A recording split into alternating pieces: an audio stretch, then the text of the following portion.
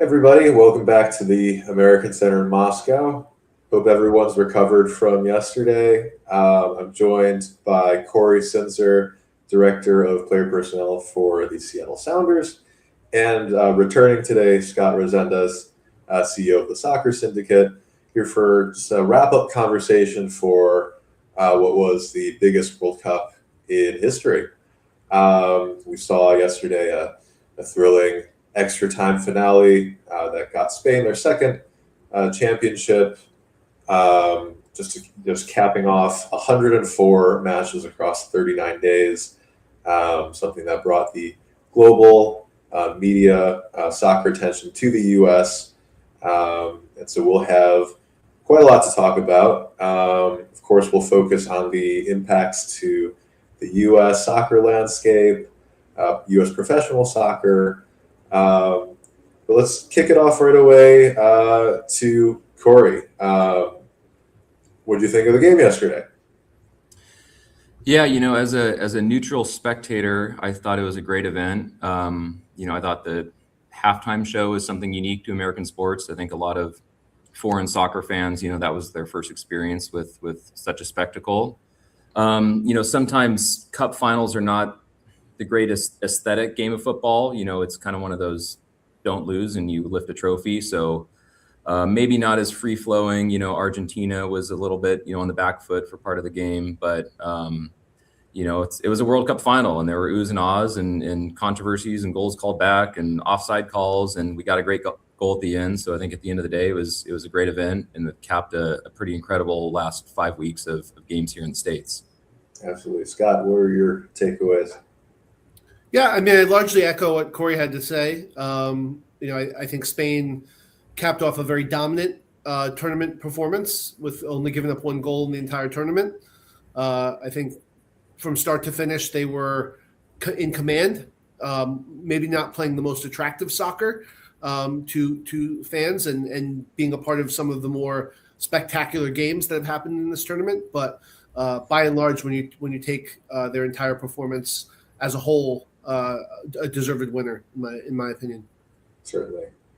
So for your backgrounds and your careers, Corey working as Director of Player Personnel for an MLS club, and Scott working in scouting and also as a professor of soccer management, what were some things that you were tracking throughout the tournament, and what were some things from this final that capped it off for you?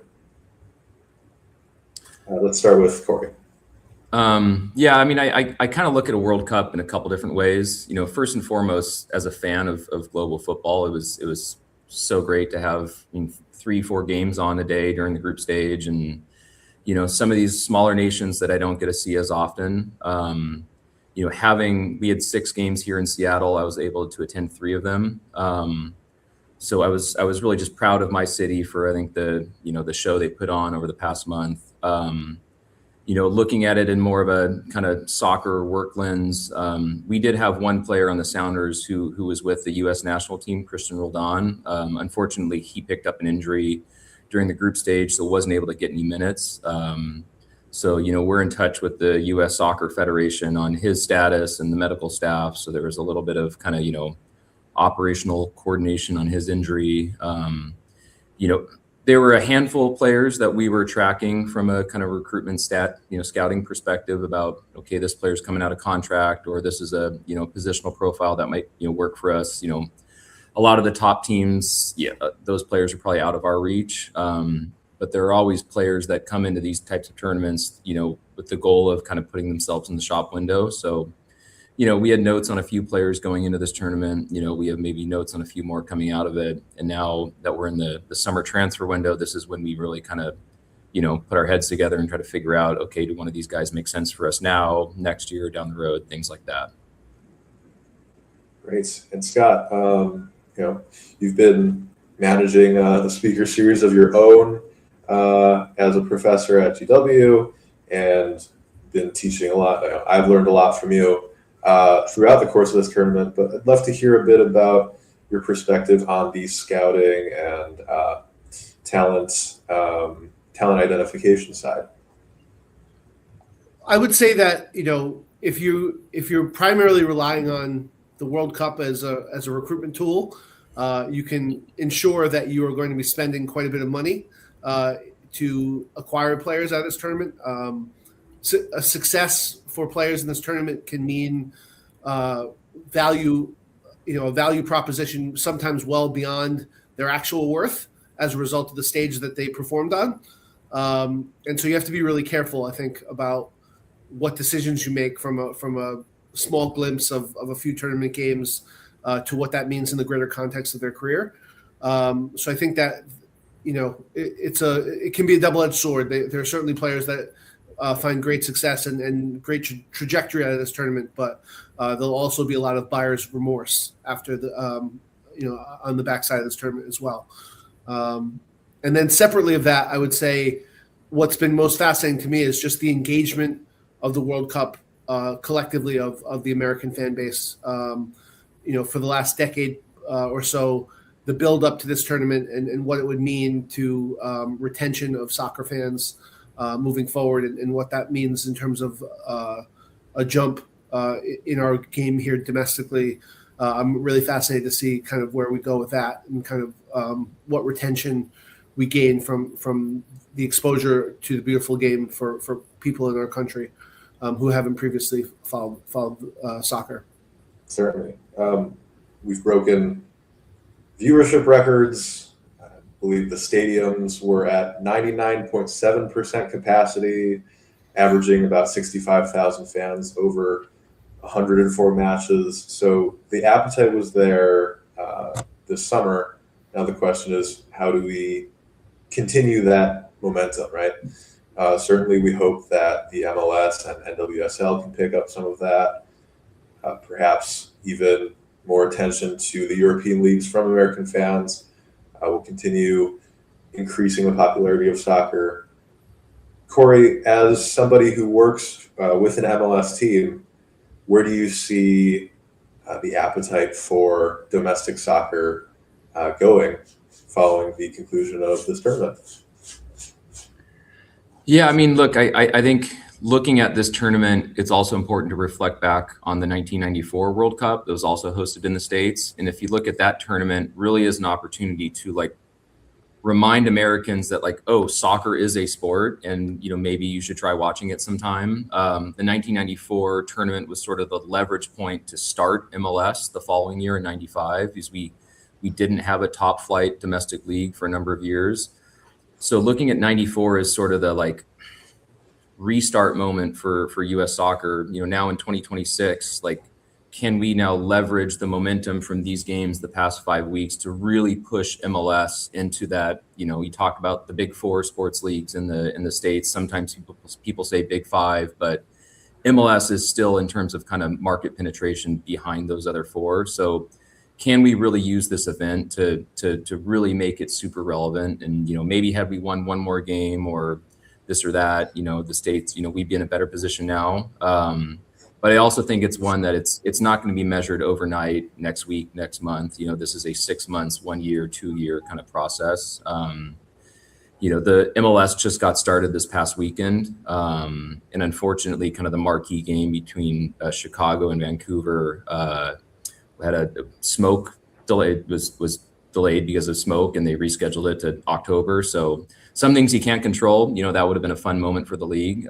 Chicago brought in Robert Lewandowski, a proper European star. But yeah, look, I think there's a lot of expectation and hope amongst folks that kind of work in the marketing and corporate partnership space that they can continue to kind of use this event to push the league into greater heights. And for those of us on kind of the soccer ops side, it's an opportunity hopefully to bring in better players. And a lot of these players who are in the country for the past 5, 6, 7 weeks go, hey, you know what? I'd really love to live in Seattle or LA or New York or Atlanta. And, hopefully we can convince some of those players to come to the league as well.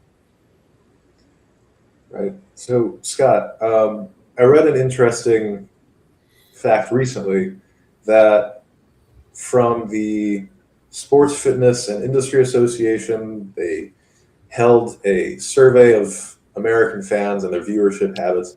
And even before the World Cup this year, about 10% of Americans responded to that survey that soccer was their most followed sport, and that was third place of all the sports listed in that survey.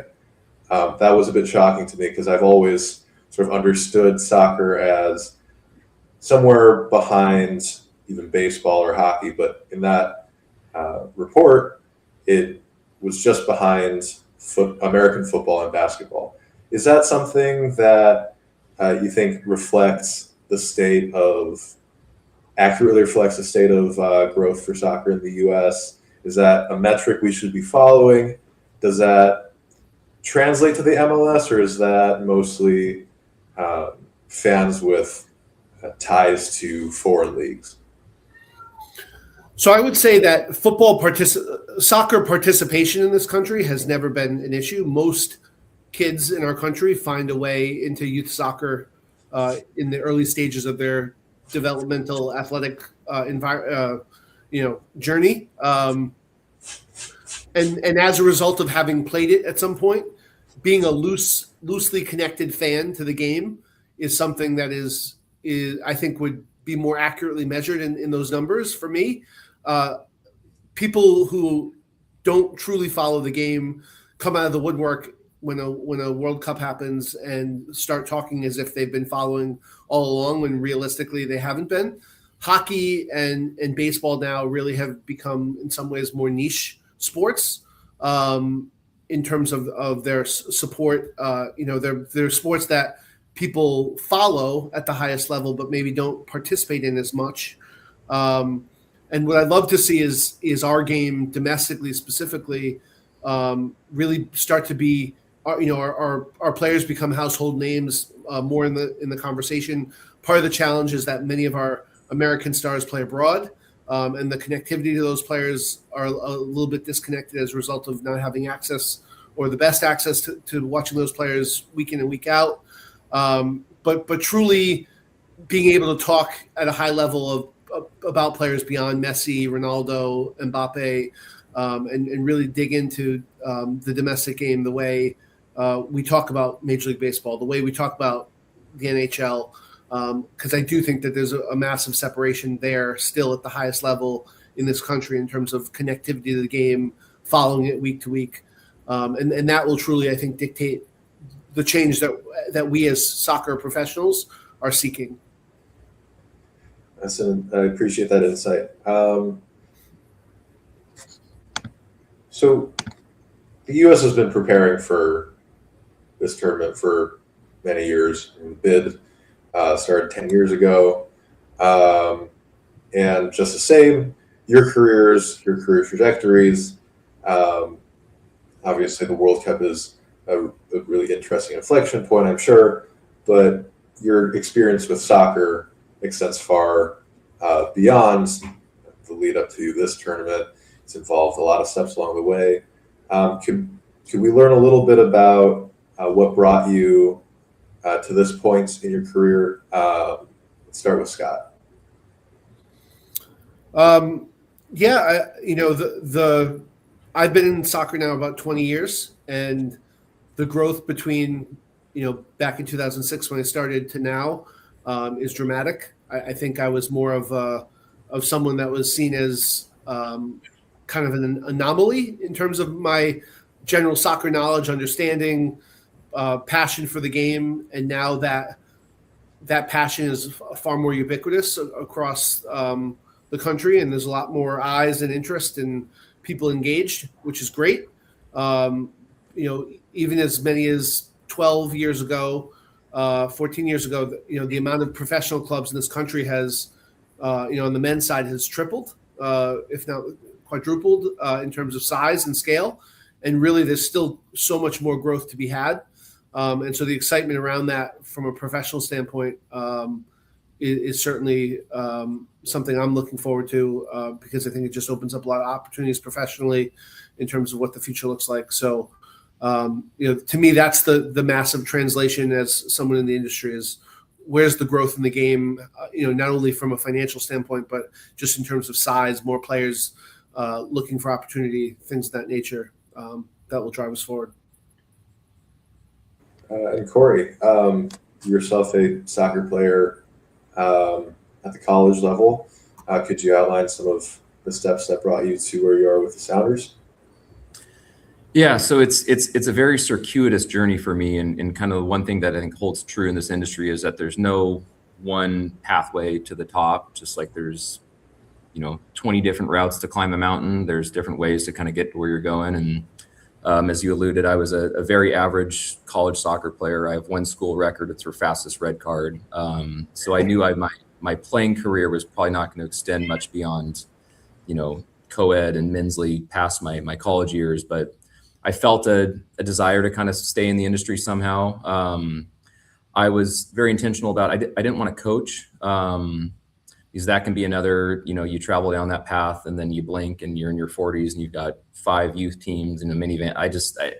It was a lifestyle for me that I didn't really want. So trying to square that circle of kind of how could I be involved still on the technical side? I played it growing up. I watch, I know what I'm looking at, but maybe a half step removed from on the field. So I got an internship with the Sounders out of college in their kind of youth programs department. So summer camps and training programs, things like that, sort of the bottom of the kind of the technical side pyramid.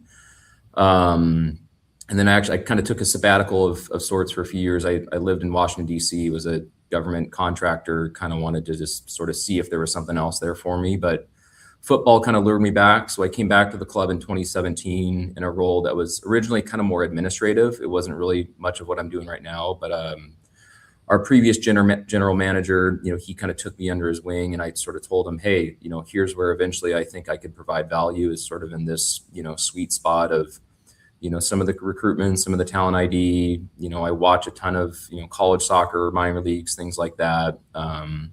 MLS is unique in that it has a very kind of wonky salary cap structure, whereas most kind of global football is, as I say, it's like laissez-faire capitalism. MLS, everything has to fit in all these different boxes and, salary cap space and allocation money and all that. So kind of via osmosis, the first couple of years when I was back, I was just sort of around it and would ask to, can I sit in a scouting meeting? Can I, be at the draft table? Can I, things like that. And then slowly over time, I was able to kind of assume responsibility for some of these tasks.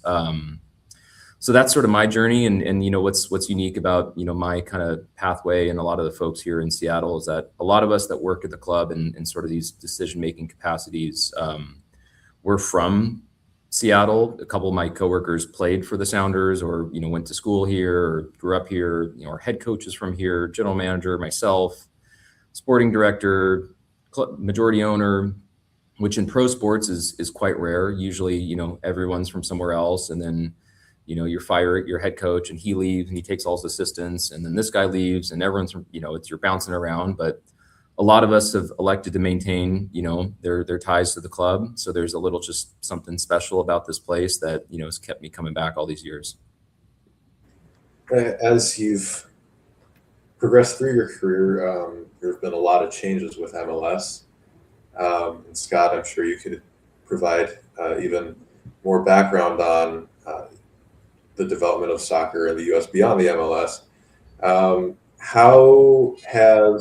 Can you describe how the league has changed since, Corey, you joined?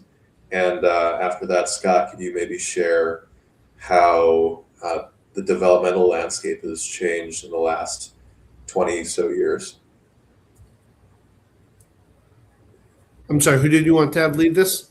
Corey, if you could share a bit about how the MLS itself has shifted in the time that you've been working with the Sounders. Yeah, I mean, look, I'll even kind of I'll start from the beginning. I mean, 1995, the league was, it was a kind of a hokey league with one or two sort of aging stars, and then it sort of entered this phase of trying to be relevant. David Beckham came to the league in 2006, 2007. The league literally rewrote the rule book to allow a player of that magnitude and that kind of financial commitment to come into the league. Since I've been involved in the club, look, I think we've made steady incremental growth as a league to attract better players, and some of the salary cap mechanisms are designed to kind of capture So you have, your top 3 players, which are called designated players, but now there are kind of some incentives and sort of structures in place to then sort of build out those roster spots, call it like 4 through 8, 4 through 9. So look, I think, by most metrics, the MLS is now call it like a top 10-ish league. I think you have your top 5, your big European leagues, and then probably the English second division, the championship is the number 6. I think those are probably, a little beyond our reach at the moment, but, Holland, Belgium, Argentina, Brazil, Mexico, USA, like I think we're kind of somewhere in that mix. I think kind of the question now for a lot of the ownership groups is how rapidly or how aggressively do we want to, expand or,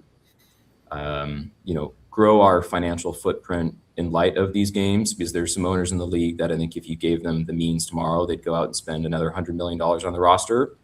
And there's probably some that still advocate for kind of this slow, steady growth. So I think that's going to be sort of the next big fish to fry, so to speak. But just, generally speaking, the level of player coming into the league now is much better. The facilities are genuinely world-class. We've also now, previously the top domestic, like when I was going through college, unless you had a European passport, like you went and played 4 years in college soccer, then you waited to get drafted and you turned pro when you were 22, 23. And that's not really the case anymore. That if you look around the world, the best young players are turning pro when they're 15, 16. So by the time that domestic player in the US is turning pro at 22, 23, his peers around the world have 6, 7 years on him of pro experience. And that was kind of the gap that we've been needing to close. So, now you look at MLS teams, USL teams. We're signing 15, 16, 17-year-olds to our reserve teams and pushing them up to the MLS team when they're ready. So there's also just a tremendous amount of resources devoted to the youth development space as well, and ensuring that we don't get kind of lapped by these, big foreign nations that, again, are churning out pros left and right at much younger ages than we had for the longest time. We saw some very young players representing national teams in the World Cup this year. It's interesting that the MLSs and USL are starting to pick up those younger players at earlier times. Scott, could you illuminate how these players are starting to be developed, what the impacts of this tournament could be on the future of development here? Sure. First I would say that I wanted to echo what Corey said about facilities. The investment in facilities in the 20 years since I've been in soccer is just absolutely breathtaking.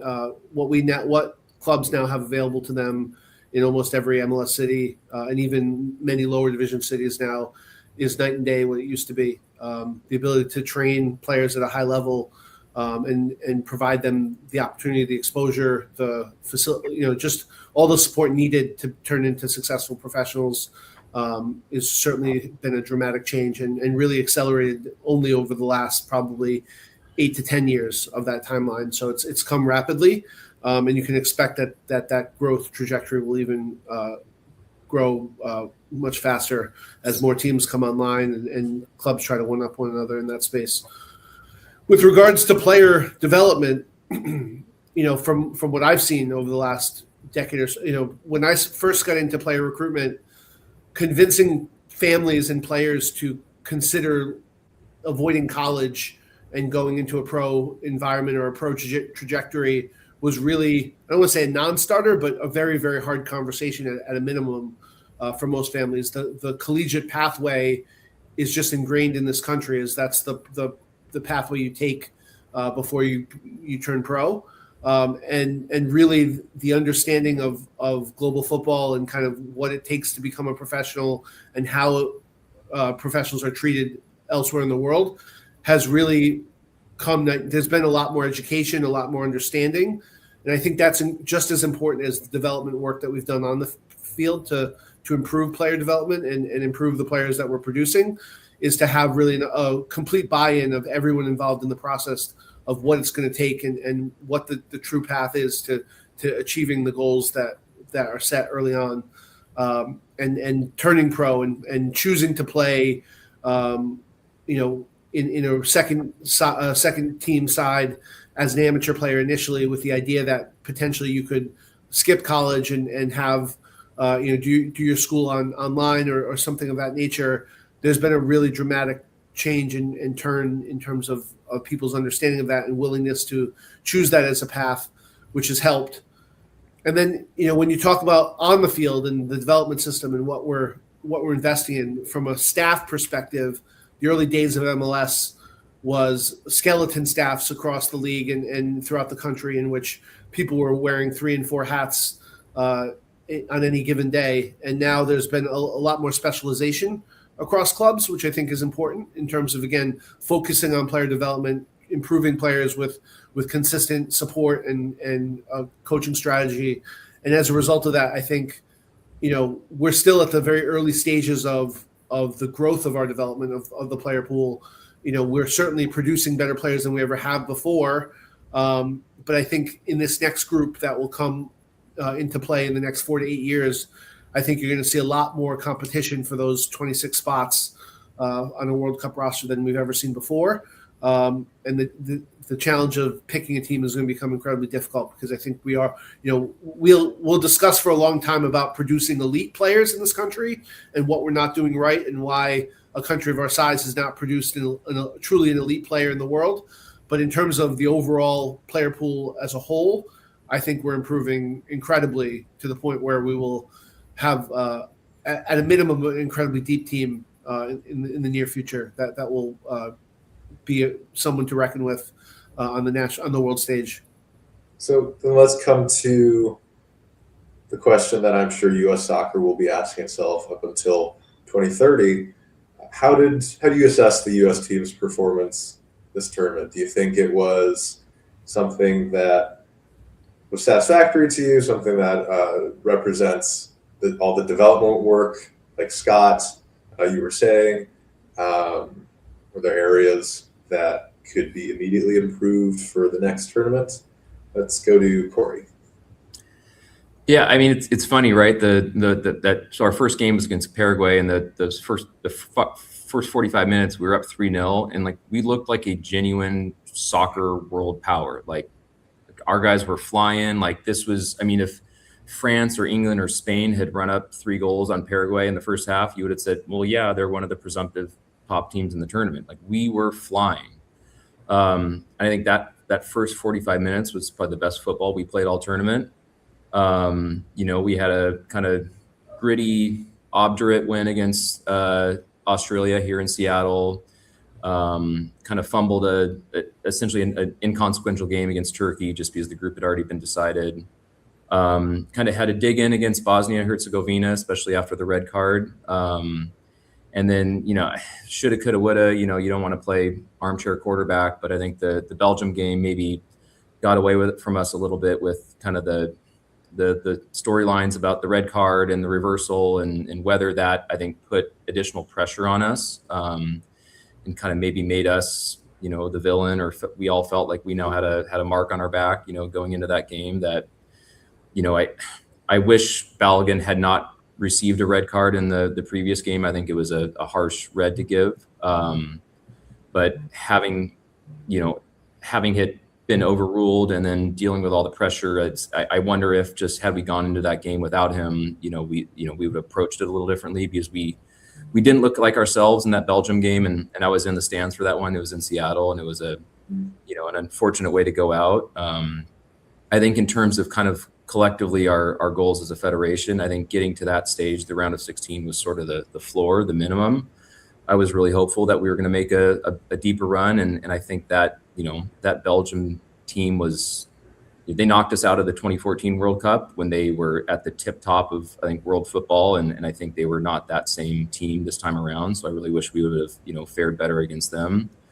I do think there are some questions to be asked about, does Pochettino, our head coach, stay? Is it time for a new, philosophy? I think with the games being here in the States this time around, there was a real hope that like, this is our moment. We're going to break through, and, we're like, this is now our time. And I think for the run we had, the country was behind us. It just, you wonder what if, had we been able to push it at least one more game, could we really have broken through and resonated in a way that I'm not sure we totally did, but I still think it was a all things being equal, a good performance in a good World Cup. And there's a lot of teams that didn't make it to the round of 16 that wish that they would have been in our shoes. So yeah.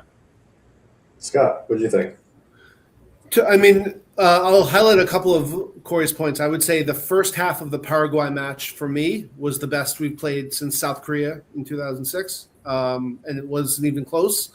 Going into the tournament and the lead up, I was really nervous about how well we would perform, and for us to come out of the gate as strong as we did was really eye-opening to me. And I wasn't in the building, but it seemed that SoFi and the crowd there really drove the Americans forward with just the overall excitement, and they really capitalized off of that. It looked like they were playing Papua New Guinea more so than Paraguay, which, as the tournament went on, Paraguay woke up and turned into the club that they are typically on the world stage. But that was a really shocking result for me. And then I'll move all the way now to the end, where I felt like we had really beat up on some teams that we deserve that we're better than. And I think we've now fully established ourselves in the world of we win many of the games that we should win. And we've established ourselves in that second tier of teams in the world, anywhere between 8 and 16. We're in that group solidly. But ultimately, I think I would argue to say that, we really were getting ahead of ourselves as a country in terms of having such success in the early rounds. And I think playing Belgium and getting beat up pretty badly also shines a light on what we still need to accomplish and what needs to improve in this country to truly be on that elite stage. And so I think we landed about where we probably deserve to be. And like Corey, I wish that we had advanced further because I think it would advance the game. But I think it certainly highlights that we don't have all the answers just yet. And as we have success in tournaments like this, the local media can, the national media can certainly kind of get ahead of themselves and speak a little bit more highly of the country's development system than where we may truly be at. So a just result is what I would say ultimately for the U.S. So Scott, what are the things that can be addressed that you were alluding to? Well, it's a challenge, right? I mean, obviously the market will bear what it bears. I think from a high-end perspective of the club, some of our best players that we've ever developed are in this group. But honestly, in the past, in previous tournaments, even the last 15 years or so, I felt like we've had more difficult roster decisions to make going into a World Cup than we did this year. I thought this year the group that was selected was largely made sense. There weren't a ton of discussion in terms of player selection. There was a couple of guys on the fringe that ultimately, we could have swapped this guy for that guy, but no real true arguments. And ultimately, you could see that Pochettino truly had maybe 14 players of the 26, maybe 15 that he truly believed in and was going to ride till the wheels came off. And for me, that's a concern for a club, for a country of our size, to not truly have 30 to 40 players that are right on the cusp of fighting into the group and fighting for minutes on the field. And I just feel like we still lack some area in development to truly have a group of players that can compete, where we can switch up systems, bring in players for specific roles in certain matches. I thought our goalkeeper group was probably the weakest we've had in about 20 years, which isn't to say that the players we had were bad, but we didn't have an elite goalkeeper as our number one, as we have in previous tournaments. And while, that didn't hurt us for most of the tournament, you could argue it definitely reared its head a little bit in the Belgium match. So again, there's still work to do. It's a much larger discussion about what potentially could change in our national development system, what needs to change. But ultimately, I think our player pool at the highest of levels, this was deemed the golden age of a player development, and our pool. Was it quite that for me? I'm not sure I would go that far to say. So a good step in the right direction, but not exactly our we've made it moment. So we'd love to know, Corey, since you are based in a host city, Seattle, were there any off the pitch moments around the World Cup, cultural exchanges that you noticed, or anything notable away from soccer that really struck you as emblematic of this World Cup? Yeah, I mean, look, I think just Seattle kind of really rolling out the red carpet and putting on a show for the world. Like I said, I was fortunate enough to go to 3 of the 6 games here in Seattle. But just there was an intangible kind of buzz in the city the whole time we were hosting that, even on off days, you see folks with, a country's kit on or a shirt, and they're, at the Pike Place Market, or they're at, a coffee shop up the street from you. And there was it permeated sort of every facet of the city in ways that I really hadn't seen before. There were several kind of big prominent watch party events that you could go to if you weren't going to the games. But really there was just a buzz in the city unlike anything I've ever seen. We did a lot to kind of get we have a sort of a light rail public transportation system that there was a link of it that they were working to get done prior to these games to just make it easier for folks to get around. And that went off without a hitch. The local organizing committee did a lot of, kind of public cleanup work before the games, before folks started showing up. So yeah, I mean, to me, there wasn't one like aha moment of, it was just a month-long warm, fuzzy feeling of just civic pride and foreigners coming to our shores and meeting us and breaking bread, and like it was just great. I mean, there's a funny little Australian bar not too far down the street from me, and so like the days leading up to the Australia game, like it's a sea of yellow and green in Ballard because that's all the Aussies are going to Aussie. But like just little things like that were just so unique, and it just again made me so proud to be a Seattleite.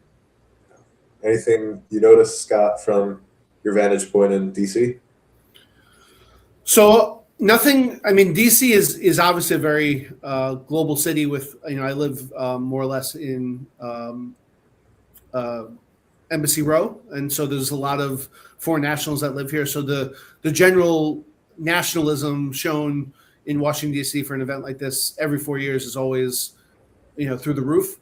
But the one aside I will say, having grown up in New England and being very close to the environment there, Scotland's draw into the Northeast and specifically the Boston area, their impact on that region will be seen for decades. I think just that, oftentimes, the draw can be, a boon or a bust based off of where you land. But Scotland landing in New England was a match made in heaven. And I would say that for me, what is centuries-long blue laws in the New England region, in Massachusetts specifically, after the Tartan Army stormed through the Northeast, they are now considering lightening those blue laws to open up the idea of more favorable drinking laws and purchasing alcohol and things of that nature. So that's, for me, was one of the eye-opening moments of the tournament and the impact it will have on our region moving forward. Yeah, that's amazing. Cultural diplomacy impacting policy change. Beautiful. Exactly. So with all the excitement around the games, and unfortunately it coming to an end on Sunday, where should new fans direct their attention? Can't just wait another 4 years for those fans who can't just wait another 4 years until Spain, Morocco, and Portugal host the next tournament.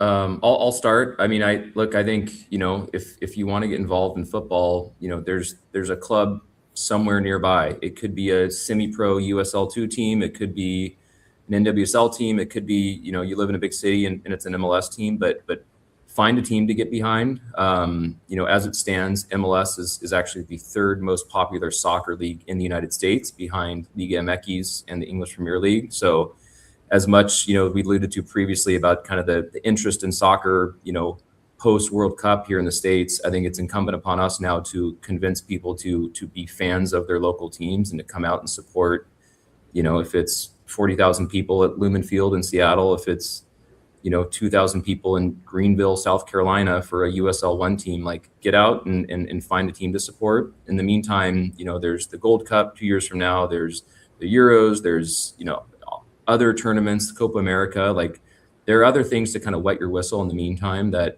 I think every 4 years, we kind of fall in love with soccer for 4 to 6 weeks and then people kind of blink and forget about it. But, really, if again, thinking back to the 94 World Cup as an opportunity to kind of remind people that soccer is a sport, I think, again, we can use this 2026 iteration to encourage people to get out. And there are now, like close to 100 pro teams across all the divisions, men's and women's. Like there's a team out there for you to support. And maybe you didn't grow up as a football fan, but there's going to be a lot of people like you, in your same shoes that are going to get out there and find a team to get behind as well. Mm-hmm. And Scott, wanted to ask, what through lines did you see in this World Cup compared to, or through lines from the 2025 Club World Cup? And what do you see as the future of the club tournament? So obviously the club tournament does not have the history and the longevity of what was operated in our country in 2025. The change to that event was dramatic, and I think there's a lot of excitement for what the Club World Cup could be.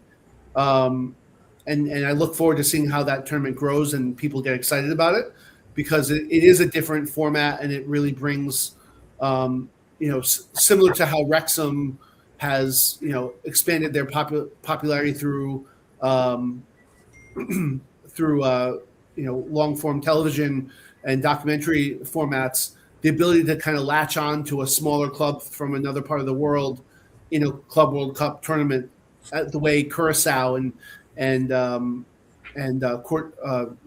Coast and Capo Verde captured our attention this summer. I think that's the exciting part of what the Club World Cup could be in the future. Is to, I worked with a small club from Morocco last summer, and to get a fan base behind them in the States just because they happen to perform in this region and play some games here, just to find connections to the game in the most random of ways and support the tournament. I think there's a lot of potential in that tournament, and so I hope it'll return and be as successful as it was last summer moving forward. Well, we will have a bit of time for some questions from the audience, so have a few already here, but as we go through these, anyone watching, please feel free to ask questions of either of our speakers today. Let's start with what we've kind of been touching on a bit, but from each of you, Corey, then Scott, can the U.S. become a top soccer country now?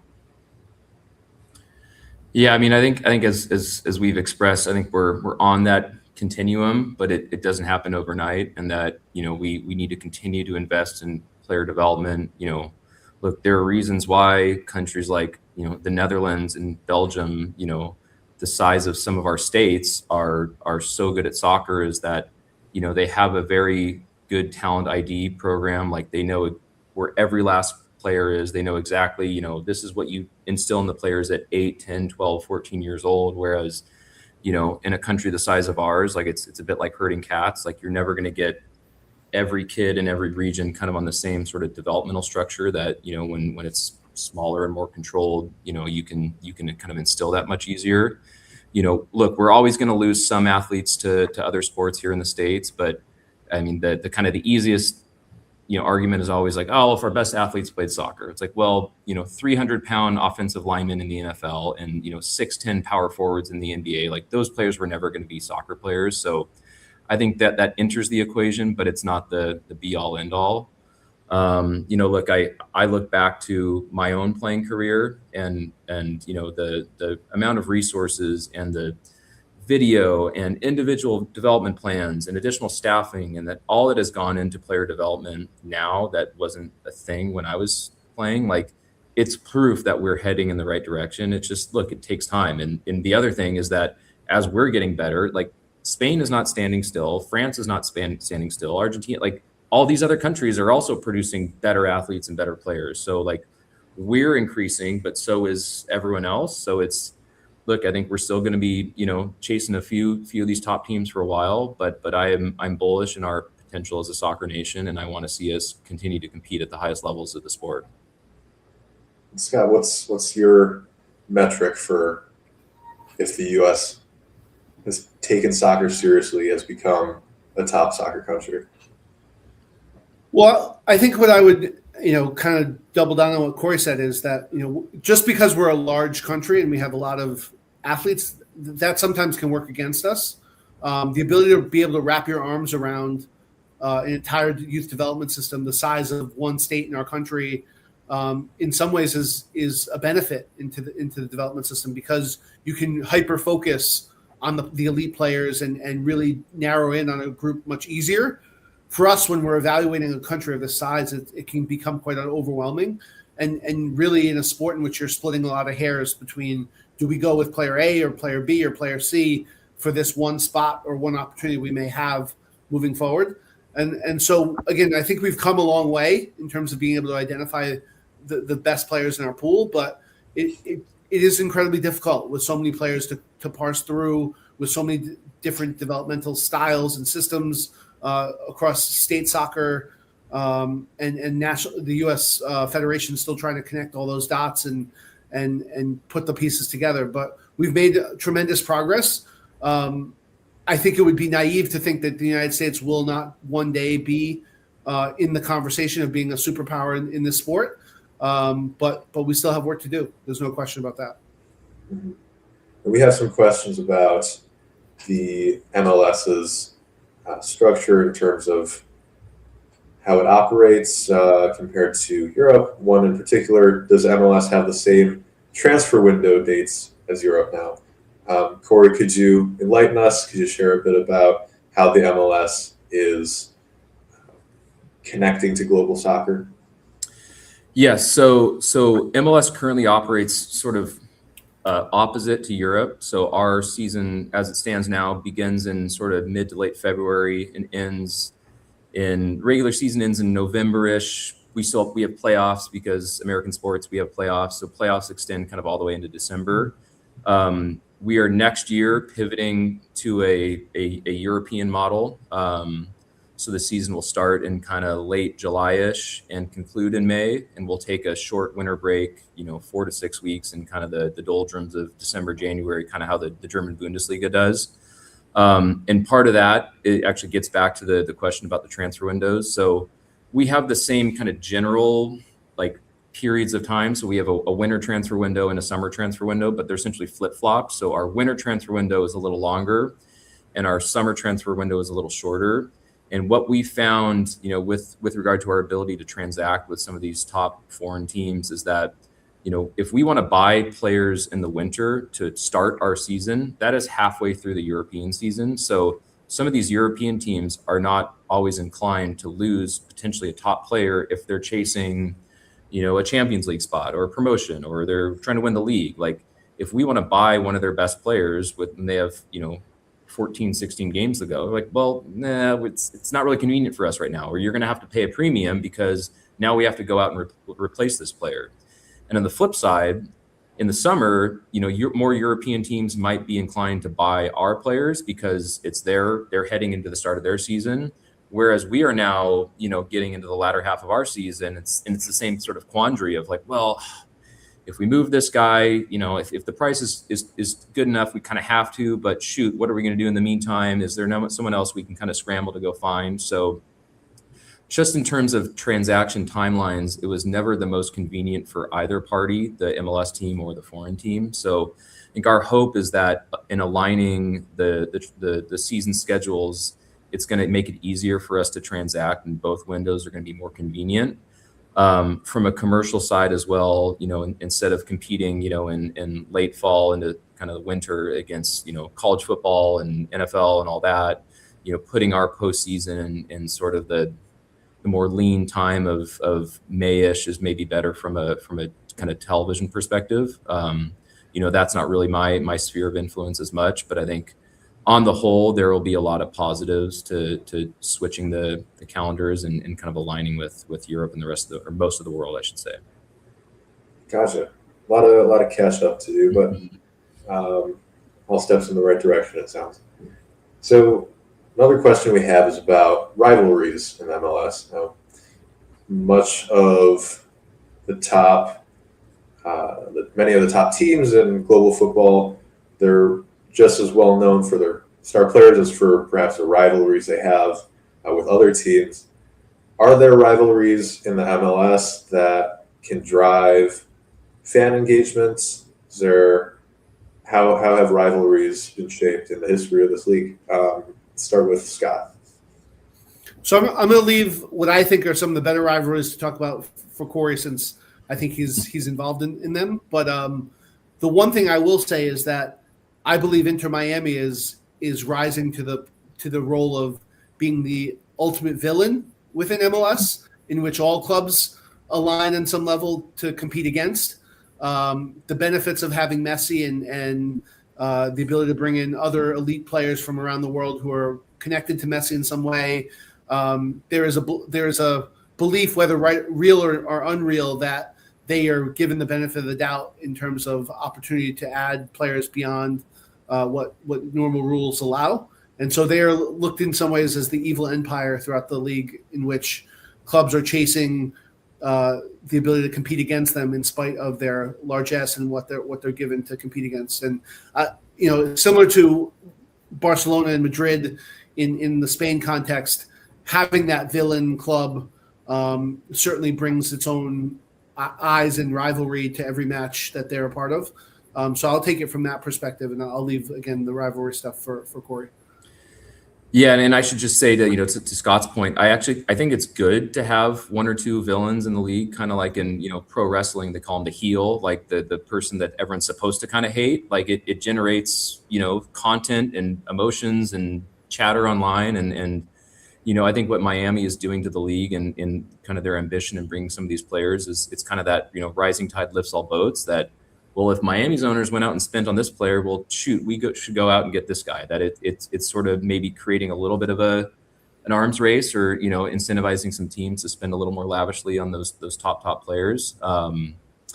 With regard to rivalries in MLS, so I would say given our perspective in Seattle, so Seattle Sounders, Vancouver Whitecaps to the north, Portland Timbers to the south.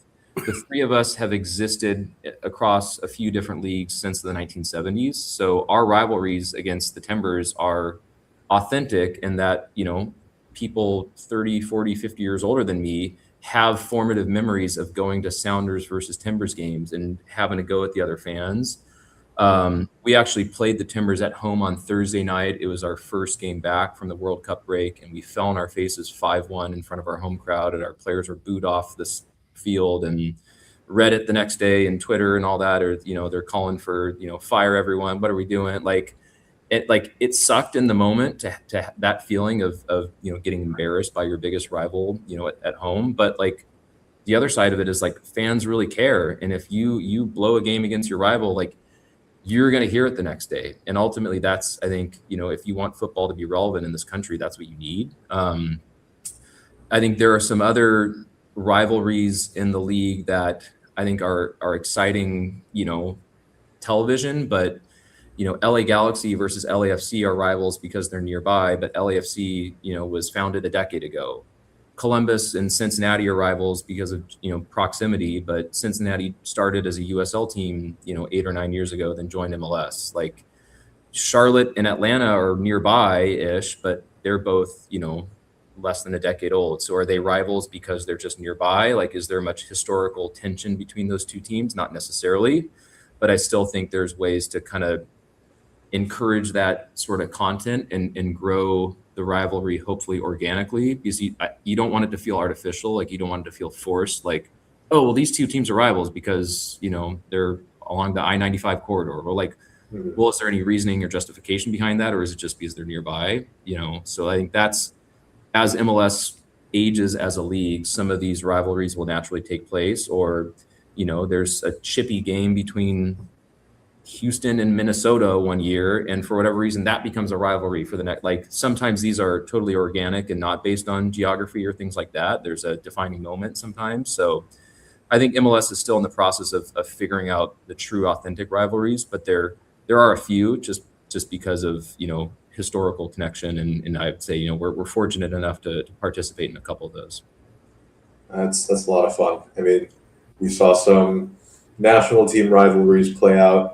The World Cup, England and Argentina game comes to mind. So having those deep-seated feelings about a rival club, just as you said, Corey, makes a league feel so much more authentic and interesting. I'll stay with you on this question here, since you are managing player personnel and contracts. Do MLS clubs now have more money for players after the World Cup? So there's no mechanism post World Cup that all of a sudden we have now this extra roster spot or this extra spot or whatever money. So the way the league works is that you can essentially spend as lavishly as you want on 3 particular players, and then you can spend a bit more on the next 3 to 5-ish. Those 3 top players, they're called designated players. You can spend as much as you want on their transfer fee. You can pay them as much as you want on their salary, agent fee, signing bonus, marketing, whatever. And only a sliver of that counts towards the salary cap. So what some teams have gone out and done is, spend $20 million on a transfer fee, pay the player another $10 million a year, are spending a ton of money on those spots. We do things a little differently in Seattle. We don't spend the likes of the LAs and the Miamis and the Atlantas. But to be clear, there's nothing preventing us from doing so. It's just a matter of kind of what your ownership is willing to commit. There's a collective bargaining agreement which is due to expire at the end of 2027. And we think whenever that gets renegotiated, and it could happen earlier, just to kind of try to align it with the season calendar shift. But I think the collective expectation is that with that CBA renegotiation, there will be sort of an opening up of some of these roster rules and new mechanisms to go out and spend more kind of within the constraints of this salary cap. But we'll kind of see what that looks like, once that gets ratified. But to answer the question, no, there's no magic wand. Okay, you can now go out and spend X on your rosters. But if you have those designated player spots available, there is nothing preventing you from going out and spending as much as you want. That's really just up to your ownership.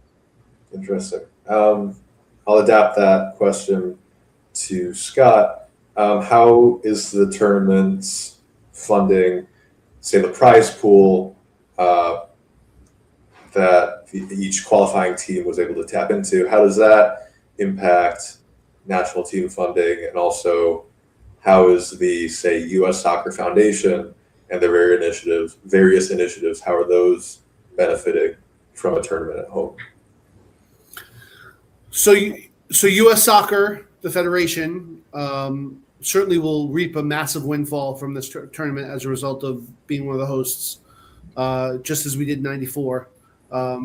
That windfall in '94, again, was a major player in investing not only in the infrastructure of MLS, the development of U.S. Soccer's overall footprint, but also the early stages of women's professional leagues back in the day. The investment that U.S. Soccer will take this windfall and put it into the game, how that will manifest, I think, is still being discussed. There's a couple of different initiatives that are in the works from the federation's perspective, in terms of how that'll play out in the growth of the game, but more involvement in pay to play and supporting development of underutilized markets in the country and underprivileged markets, I think, is one key. The foundation will certainly continue to work hand in hand in many of those interests and efforts. Additionally, I would say college soccer is an area that U.S. Soccer Federation is hoping to become more involved in and have some influence with. And so some of this windfall will likely be directed in in that space as well. But critically, I think the lower divisions of the United States, both on the men and women's side, have to be addressed more more directly and with great interest. Part of the challenge I think that we face as a country in terms of development is for players to have the ability to come up through the pyramid and be late bloomers in this country's system.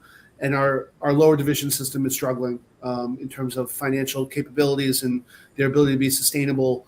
And it's an area that we certainly need to address. And my hope is that money will head in that direction as well. Gotcha.